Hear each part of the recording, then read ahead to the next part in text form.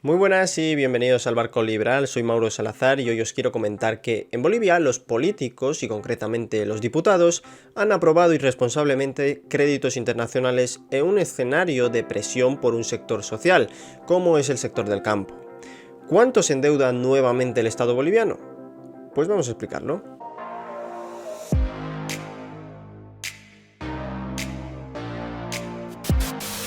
Recientemente los diputados han aprobado al menos 6 leyes por las cuales se aprueban solicitudes de préstamos para el Estado boliviano mediante el acreedor corriente de Bolivia como es el Banco Interamericano de Desarrollo, el BID.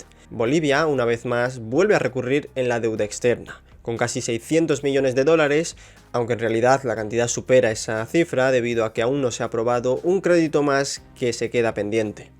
Para entenderlo mejor y dimensionar esta cantidad de dinero, podemos compararlo con la cantidad de dólares líquidos de la Reserva Internacional, es decir, el dinero en efectivo. Bolivia tiene en reservas internacionales en efectivo alrededor de 700 millones de dólares. En un vídeo anterior ya lo explicamos, pero para dimensionar ambas cantidades en capacidad de gasto, es decir, qué tanto puedo gastar con todo este dinero, pues la nueva deuda que emite Bolivia supone alrededor de 4 puntos del PIB, es lo que por ejemplo el Estado boliviano se gasta en defensa durante todo un año. Por tanto, no estamos ante una deuda insignificante. El PIB es el Producto Interno Bruto, es un indicador macroeconómico que se realiza en el periodo de un año de actividad económica. Se registran cuantitativamente todas las actividades de producción interna en el país, tanto de bienes y de servicios, por el que se mide en términos generales el tamaño de una economía y por tanto su capacidad productiva. Bolivia en términos de PIB, es decir, en porcentajes con respecto al PIB, en salud por ejemplo se gasta 11 puntos. Notemos que los 4 puntos cada vez resulta más claro en términos de dimensión.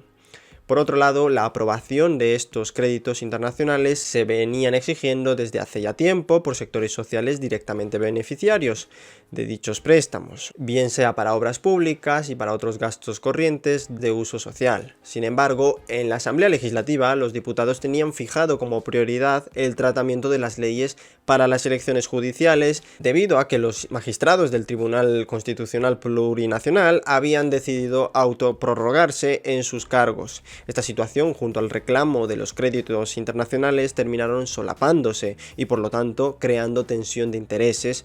Por un lado, sectores adheridos al gobierno de Luis Arce, que reclaman los créditos con mucha fuerza para precisamente dejar de lado el caso de los magistrados y por lo tanto conseguir tiempo. Por otro lado, los de la oposición reclamando que se trate con urgencia el caso de los magistrados, precisamente porque ven las intenciones de Arce. Ahora bien, en toda esta situación, el ganador ha resultado ser la exigencia de los créditos. ¿Y cómo ha podido suceder esto? Esto se debe a que Bolivia tiene un problema en gran medida estructural, institucional, desorganizado y donde a través de las presiones sociales muchas veces violentas y con tono de rabietas consiguen que el legislativo apruebe sus pedidos. El cuerpo de seguridad, que en teoría debería ser responsable de garantizar que cumplan las leyes según dicte la propia Constitución para garantizar el orden, pues lamentablemente esto no sucede en Bolivia. Como podemos ver en este vídeo, el nivel institucional tanto de los cuerpos de seguridad y de los propios diputados bolivianos. Por favor, a ver, ¿qué pasa? A ver, señor, se le va a estar, se les va a estar aquí a los demás.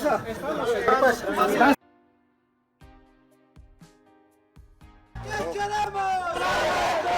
¿Qué queremos?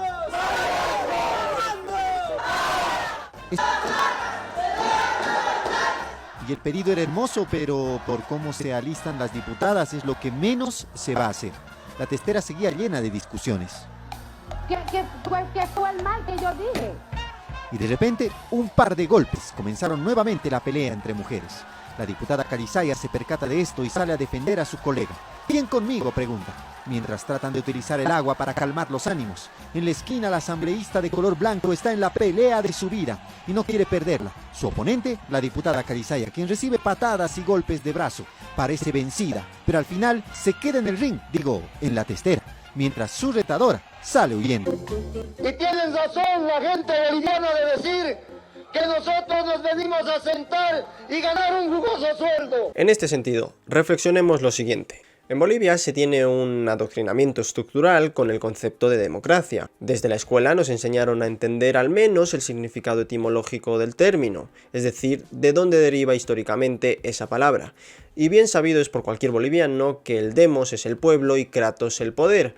Por lo tanto, este significado simplista es la base de legitimación de los bolivianos hacia los políticos, porque claro, la palabra misma te dice que es el poder del pueblo, y por tanto, como existe una constitución y también tenemos los 3 poderes, 4 en el caso de Bolivia, de toda democracia, bueno, pues entonces sí, por supuesto que existe una democracia donde están representadas la voluntad del pueblo, y nos quedamos despreocupados.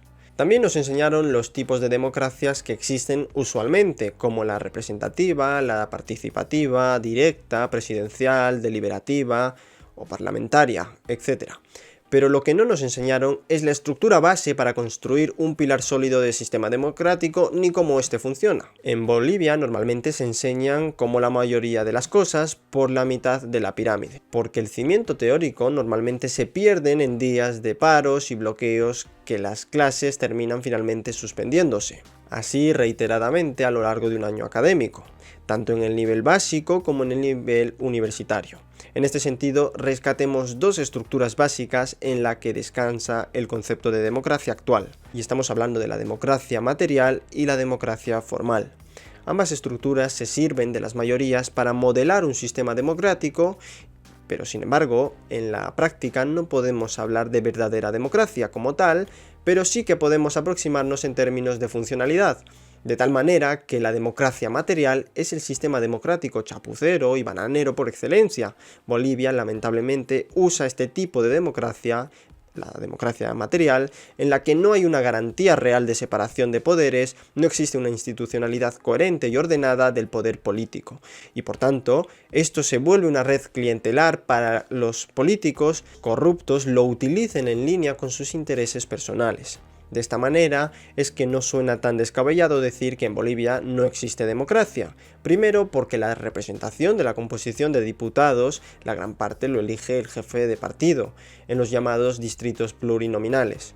Y por consiguiente lo que los bolivianos votan son unas listas cerradas, unos intereses cerrados. Y es que la mayoría de los bolivianos ni siquiera conocen a sus propios diputados ni senadores, pero ellos dicen ser los que representan sus intereses, o más bien los intereses de unos pocos que les aseguren sus puestos en el poder político. Segundo, en Bolivia hasta ahora no se ha desarrollado una institucionalidad como garantía del orden debido a que la propia constitución, que se supone que debería ser las reglas del juego para que los bolivianos desarrollen sus proyectos de vida en libertad sin que nadie les perjudique ni que ellos perjudiquen a terceros, ni siquiera el Estado mismo. Pues bien, ese rol que una constitución debería estipular en su contenido se ha llenado de intereses ideológicos y habilitaciones para el poder político. Es por ello que esta situación reciente en la sociedad boliviana con respecto a la exigencia de los créditos fueron finalmente aprobados, porque un sector social del campo fueron personalmente a la asamblea a intentar cerrar con cadenas las puertas y por ende amenazando a los diputados de no dejar salir hasta no aprobar su petición. Es evidente y sobre todo vergonzoso que en Bolivia hasta el día de hoy no se haya desarrollado esa institucionalidad que al menos garantice el orden y se apliquen las normas por igual dentro de la tan aclamada democracia. Porque como es habitual en Bolivia, los sectores que mayor rabietas causen en las puertas de la asamblea o en las calles finalmente son los que consiguen salirse con la suya. Y todo ello a costa de los intereses de la mayoría de bolivianos, que son los que financian a estos sectores sociales, convirtiéndose de esta manera en parásitos. Los financian de forma indirecta y que viven y exigen a costa de otros. Y es que estas prácticas son las que principalmente desincentivan a la gente a ser productivas, ya que no importa cuánto uno se esfuerce para cubrir sus propias necesidades, si es que hay algunos sectores sociales que siempre terminan beneficiándose con el fruto del trabajo de aquellos que persiguen sus propios proyectos de vida. De cualquier manera, lo que Bolivia necesita para resolver de raíz estos problemas, que evidentemente la solución está en manos del problema, y peor aún, cuando muchos bolivianos creen que el país existe una oposición al oficialismo, sí, pero únicamente oposición a todo lo que haga o deje de hacer el MAS, pero en esencia, en rigor, todas las fórmulas políticas de partidos políticos de Bolivia son socialdemócratas y por tanto estatistas. Pero al margen de ello, el país necesita un cambio estructural y un avance al menos a la democracia formal, para desarrollar una institucionalidad fiable, garante de que nadie se salte de las normas, ni nadie esté por encima de la ley. Y una segunda necesidad es un Estado federal para desarticular el Estado central que tiene todo el poder respecto a los esfuerzos económicos de cada ciudad, que sin un Estado central que parasita su producción, podrían empezar a producir más eficientemente debido a que son ellos, cada ciudad, los únicos que saben qué situación tienen, qué problemas presentan y cuáles son sus intereses particulares para prosperar. Por eso es que hay tres formas de gastar el dinero. Se gasta el dinero de otros en uno mismo, lo cual es muy inmoral. Se puede gastar el dinero de otros en otros, que también sigue siendo muy inmoral y es lo que hace el Estado central boliviano. Y por último, se puede gastar el dinero que uno obtiene legítimamente en sí mismo, ya que cada quien sabe cuánto le ha costado ganarlo y por tanto es cada quien el que mejor utilizará sus propios recursos. Para finalizar, hemos hablado en este vídeo de democracia formal. Y en ese sentido, dos lecturas que os recomiendo para abrir más la curiosidad sobre estos temas, pues el primero es La democracia en América de Alexis Tocqueville y la segunda es Teoría pura de la República de Antonio García Trevijano. En la descripción de este vídeo podéis entrar a un espacio en Discord que he desarrollado junto a un amigo, donde tendréis una biblioteca y ahí estarán todo lo que vaya recomendando en este canal. De esta manera, nos vemos en el siguiente vídeo. Y se marchó, y a su barco le llamó Libertad, y en el cielo descubrió gaviotas y pintó estelas en el mar.